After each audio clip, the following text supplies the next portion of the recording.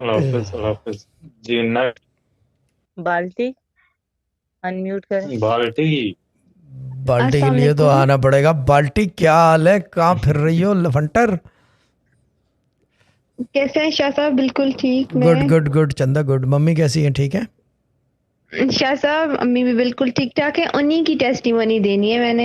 ओए होए, मम्मी की टेस्टिमोनी? क्या मेरी पक्की? अम्मी रिश्ता पक्का हो गया उनका? जी वो जी वो वो नहीं। वजीफा कर रही थी हाँ। और लड्डू दम और मनी दम सब कुछ ले रही है ना, तो वो हम बहनों की शादियों के लिए कर रही थी। ठीक है। तो मेरी छोटी सिस्टर का रिश्ता तय हो गया है। क्या बात है! छोटी सिस्टर का नाम बताना चंदा। मैमूना।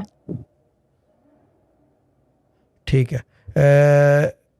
ठीक है, गुड है। ठीक है, ध्यान रखना ज़रा, जी शाह क्योंकि साहब। Maimuna is a bit unpredictable. Well, very. जी शाह साहब। हाँ, तो थोड़ा सा ध्यान रखना, बाकी गुड है। बाकी अल्लाह ताला मुबारक करे, एवरीथिंग लुक्स गुड। ठीक है शाह साहब।